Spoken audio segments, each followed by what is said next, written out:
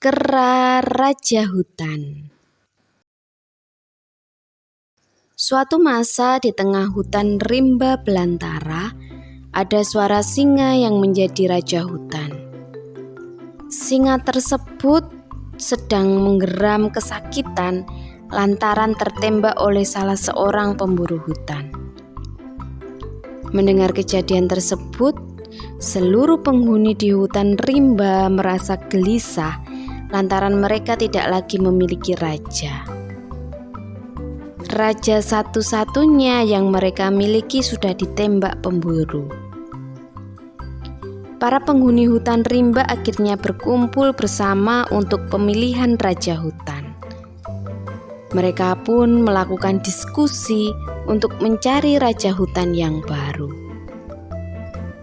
Yang mula-mula dipilih adalah Macan Tutul. Namun, ia menolak dengan alasan ia melihat manusia saja sudah takut dan berlari. Binatang lain pun berkata, apabila Macan Tutul tidak bersedia, kalau begitu badak saja, karena badak sangat kuat. Namun, si badak juga menolak. Aku tidak mau karena aku memiliki penglihatan yang kurang baik, sehingga sering menabrak pepohonan. Kemudian binatang yang lain berkata, yang pantas adalah si gajah karena badannya paling besar. Tubuhku memiliki gerakan yang sangat lambat dan tidak bisa berkelahi, jawab si gajah.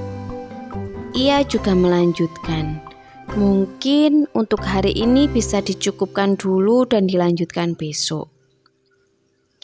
Namun, ketika semua hendak bubar, kera pun berteriak, bagaimana jika manusia saja yang dijadikan sebagai raja?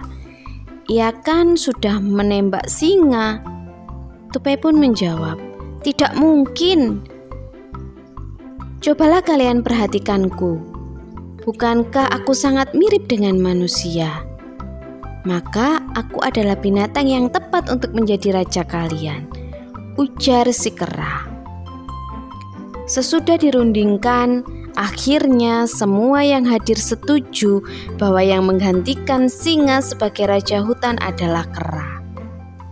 Ia pun menjadi raja hutan baru. Namun, ketika menjadi raja, kera memiliki tingkah yang tidak layak menjadi seorang raja. Ia hanya bermalas-malasan. Akhirnya semua binatang marah kepadanya. Akhirnya pada suatu hari serigala mengajak kera ke suatu tempat untuk menyantap makanan, dan kera pun mengiyai. Akhirnya kera menyantap berbagai hidangan yang ada di sana.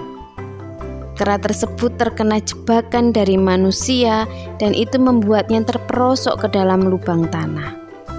Saat ia minta tolong tidak ada yang menolongnya karena ia adalah raja yang bodoh dan tidak bisa melindungi rakyatnya.